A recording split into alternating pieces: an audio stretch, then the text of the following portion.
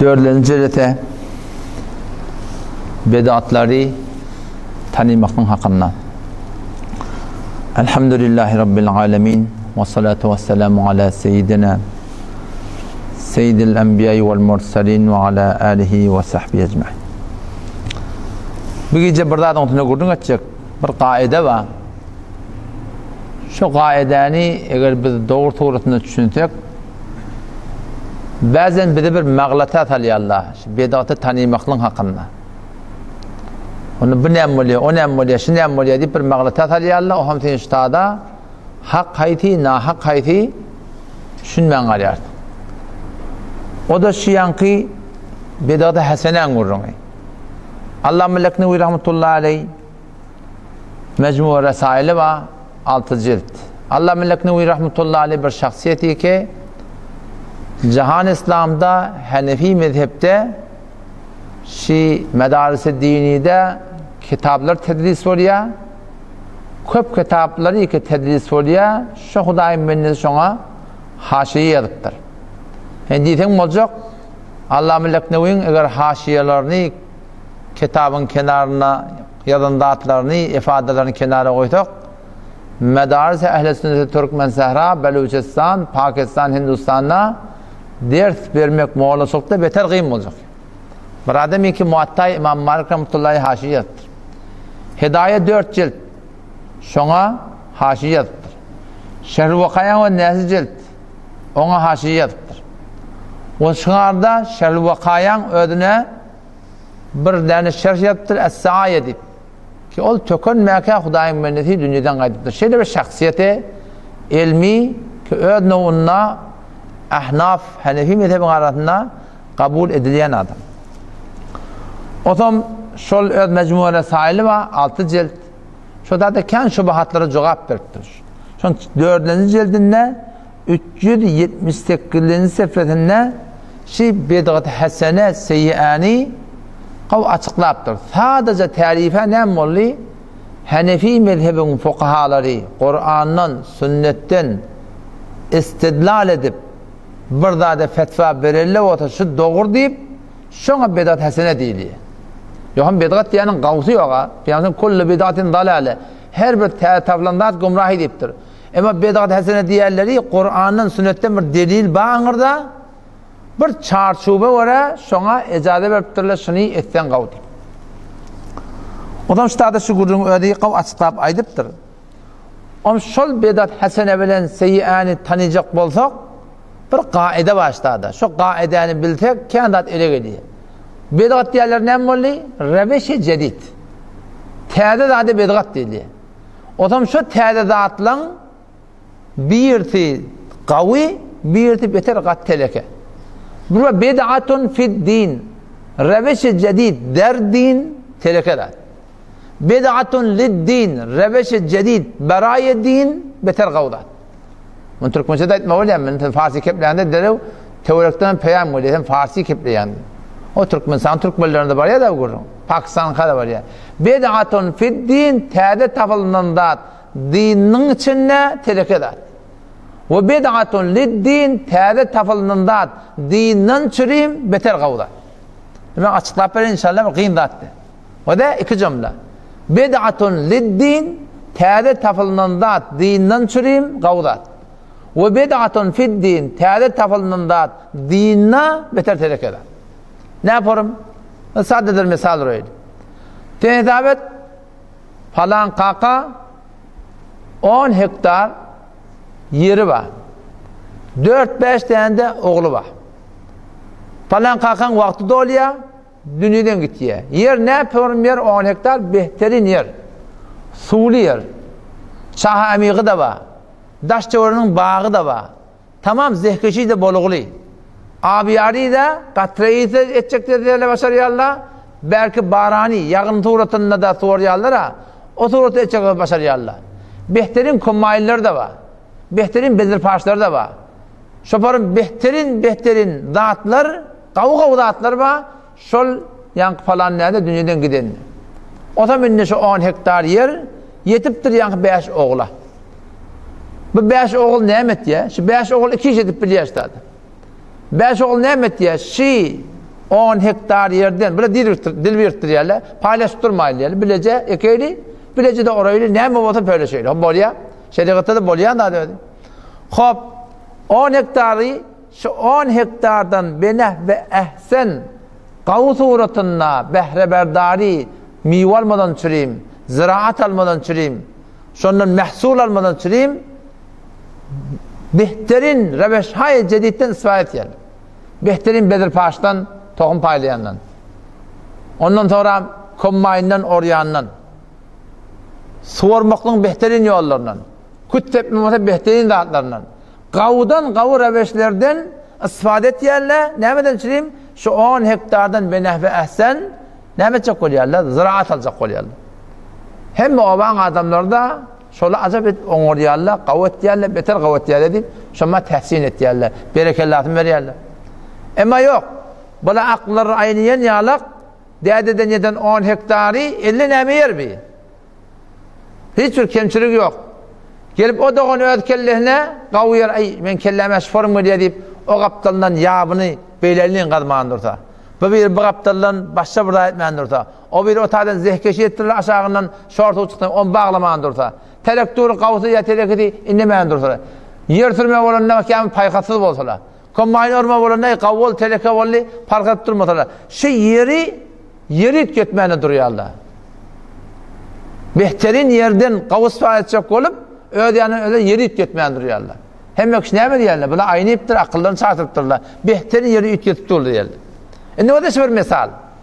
Tesini etabet, şu 10 hektar yer din İslam şu.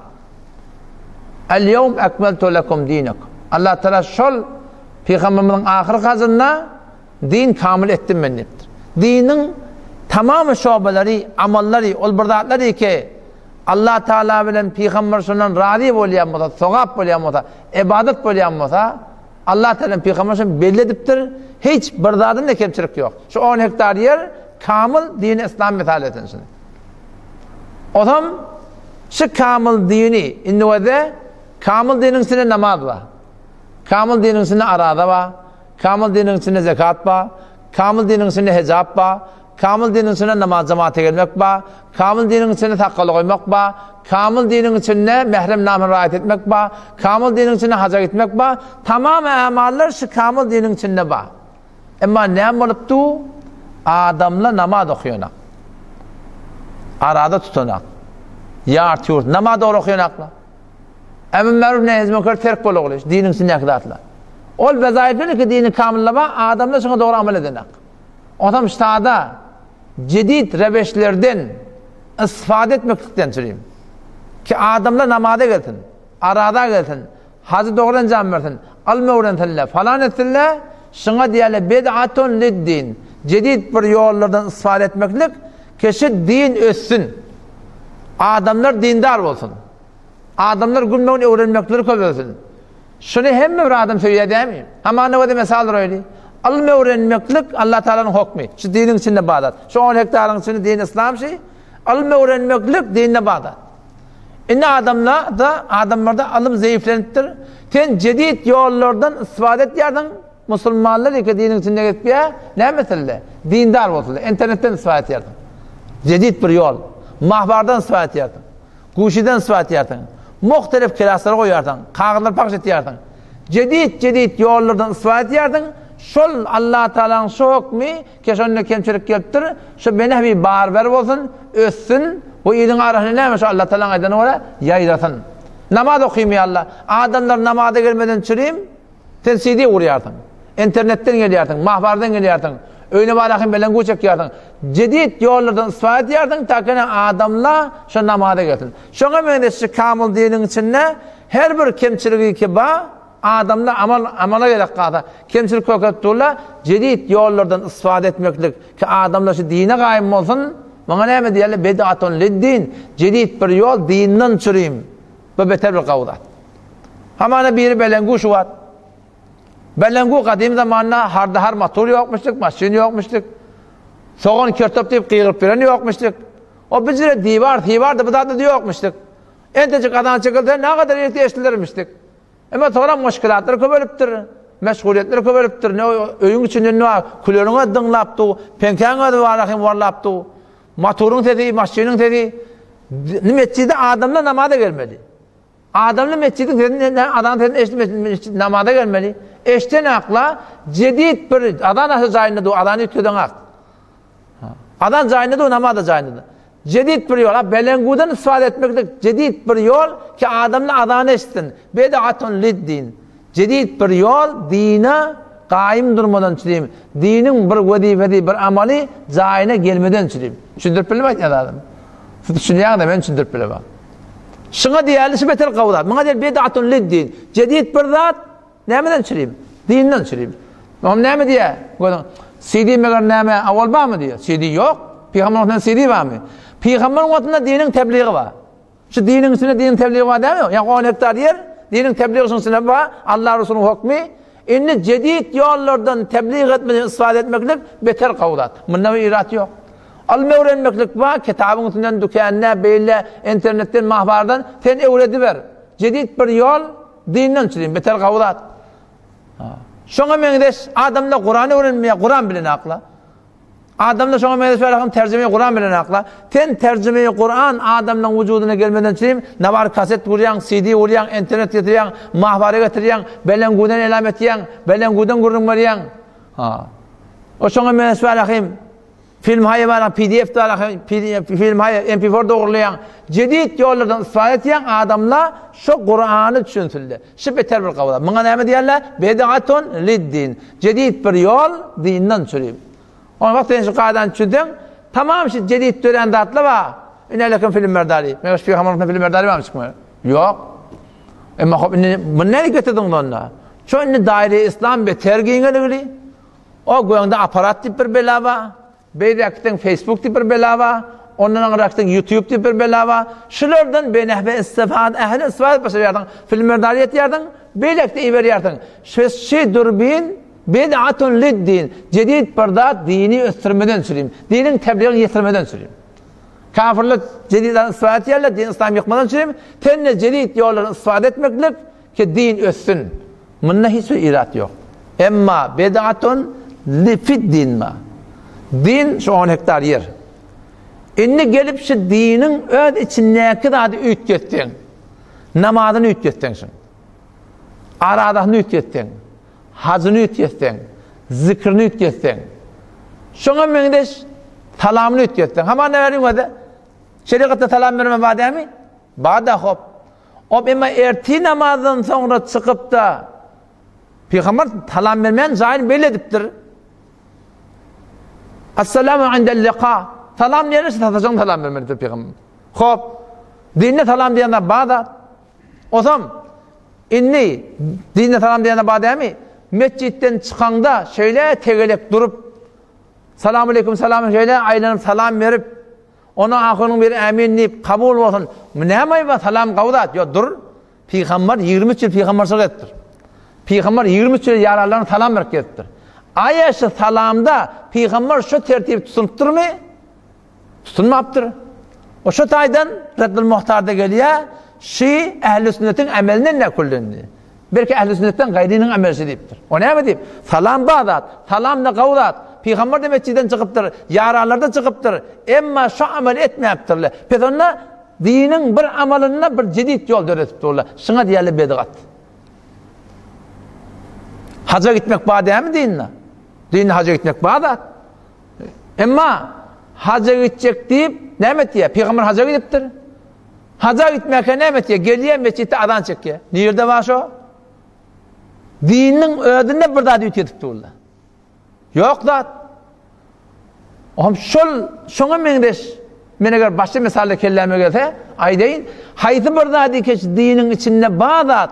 Şu bazadın haýsy bir ýerini ütgetseň, Huda bilen Peýgamberiň aýdandan ýazdyrsaň, şuňa diýerler bar ahim bed'atun fid-din. Jedid bir ýol dinin içinde, dinin öýüdini ütgetip dursaň. Eýni şu ýeri ütgetip duran ýalakda, ne kadar teleke adam. Teşe 10 hektar ýerin bir gapdan gazmany durýan, eýni tene şu jedid zat bilen Peýgamberiň getiren dinini ütgetýärdiň bir gapdalyny. Şu kadar bir telekedat. Şu 10 hektar yerin bir kaptandan qadıp başladan hem bu oban millet çotup gelir ha. Falan değerliydin mi yani? 10 hektar yerden ne eline talim duran yerden ütket yerdin. O tennis formunda şu kamil dini ki arada ba, şu namazı belli, aradatı belli, zikri belli, talavatı belli. Sen gelipsin ne ütket yerdin? Şu telekedat. Namazdan sonra oturup Kur'an okuymak bağdat, oturup da Kur'an okuyuver. Namazdan sonra dua etmek de bağdat. Namazdan sonra tesbih çekmek de bağdat. Emma Peygamber İslam'ın namazdan sonra ne yapar Kur'an okuyup durur? Öde okuyup durur. Sahabeler öde okuyup durur. Her kim dua öde edip durur. Farz namazdan sonra üçüp bir dua etsen şuna icazet ediyorlar. O da hadisten okutulan şu Peygamber edini işitiptirler, icazet ediyorlar. Emma sünnetten sonra Peygamber Aleyhisselam sünnetten sonra dua etmeyaptır. Aslında Peygamber Aleyhisselam namazı sünneti öyde okuyaldığı sabitte. Hemişe merakım gidip bağışta mescitte okuyan sabitte. Hemişe gidip öyle okuyuptur. Senin de sünnetten sonra gelip yamaçlardan işi dua etmek dur ne mi? Sünnet namaz sünnet şeriatta bağdat. Ondan sonra işip dua etmen sen nereden getirdin? Öyle dini ütkedipti. Peygamberden bir amal sabit şunu ütkedipti. Biliyor musun? Şuna diyerler bed'atun fiddin. Dinin ödünü ütkedipti. Şimdi ne kadar telekede adasın? Nahardan sonra dua etmek bağdat. Tamiptirin şükretmeli. Ama nahardan sonra Peygamber sen Kur'an okuymaptır. Falancan Kur'an okuy. O da tamimeklik Allah Teala kulu veşrebu diptir. İyi çık diptir şeriatın bir hükmü. Bir iyi bismillah oluyat. O şol tamimeklikte Peygamberimiz ödüne bir sünnet koyuptur. Bir tertip koyuptur. Sen gelip indi şu tertibi ütketmekliğin şuna bed'atun fiddin. Dini ütkedip dursun yani. Peygamberin getiren sünnetini ütketip dursun. Şuna diyelim bed'atun fiddin. Cedid bir yol dinin ödünde. Dinine cedid yol öğretmeklik. Aynı şu 10 hektar yerin bir kaptandan kalıp hem meladın behem vurmaklık yani şu kadar bir telekedat.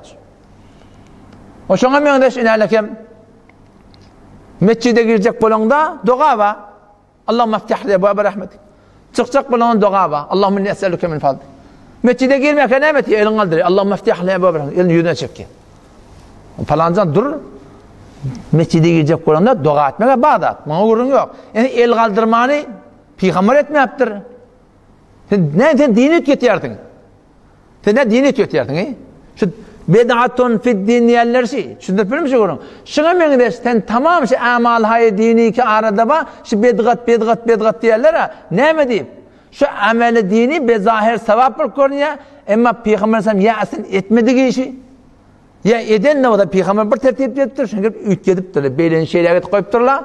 Şuna başka amallar koyupturlar. O şol amal Huday Teala'nın yanına makbul olmuyor. Yalnız şu taravih okuyatan. O taravihinde 3 rekat oturmasından sonra oturup uyuşup dua etmeklik kitapta yok. Peygamber etmeyaptır. Sahabeler de etmeyaptır. 3 rekat oturmasından sonra oturup 3 dua etmeliyen görün yok. Seninle gelip 3 rekat oturmasından sonra ödünden bir tertip kursan.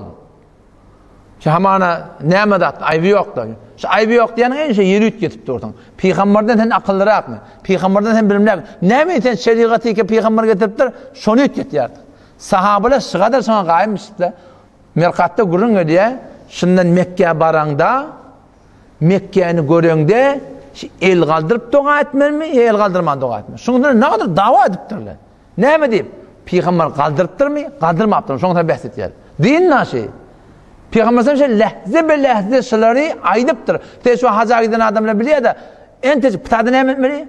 Bizler köşk yemeli, üstüne atır çalmalı, emanın kılın yolmalı, bir sahabın çalmalı, falan etmeli, emanın ayağı çalmalı. Ne mi diyeyim?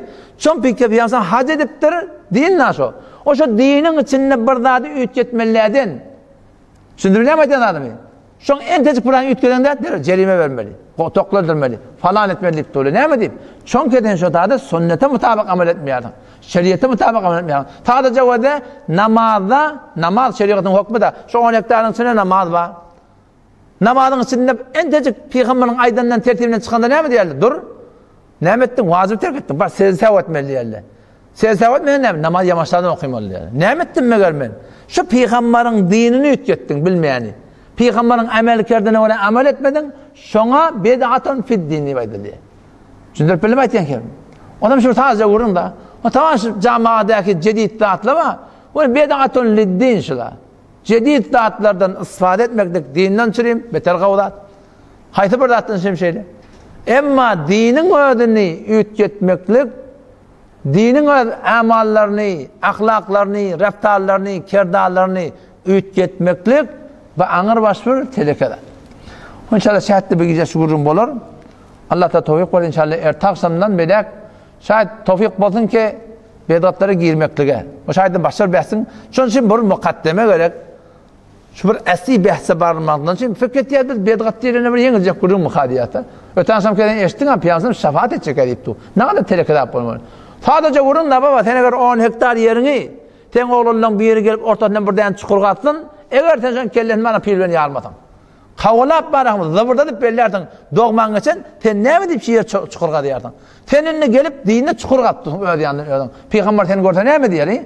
Sen öz 1 hektar yerin içinde, eğer oğlundan birden biri, bir yabın bir evin bağlap, öbür kaptan doldurup, öbür kaptanın gerekli yerden pel tutanına, sen şonda pilvenen kavalayanmadan, Peygamber'in hakkı var. 23 yılda canından malından kanından vakt koyup, maya koyup, döreden diken dinini, sen gelip bedagat hasene bardat deyip, onu gelip dinini ütget diyardın, erteki gün kıyamet günü sen cehenneme karşına paraya kala, önünden çıkanla, Allah bile men ummatim neyine kalıp parayan değilenine, Peygamber'e diyilecek, sen bilmeyen bunlar senden sonra ne emettiler. Ne emettiler? O sen getirin dinini ütgettiler, sünnetini ütgettiler. Şol mehreban Peygamber ne mi diyorsun? Suhkan limen gayyere ba'diydi. Öyle ki ben sünnetimi ütgetiptir, daş olsun anırda dursun. Eyindeşi 1 hektar yerin eyeti olup, ne kadar yerin ütgedenlerine, yerin edegellerine narahat biliyorsun. Peygamber Hudayla Aleyhisselam bundan milyona beraber ol bir adamdan narda ki söz sünnet-i Muhammed Mustafa sallallahu aleyhi ve sellemi en tecik bağla payin etsen var. Sen şeriatı ütgetip duran adam da. Allah temizce tevfik versin. İnşallah kalan ürünleri yuvuşuş inşallah eder. Vesselamu aleyküm ve rahmetullah.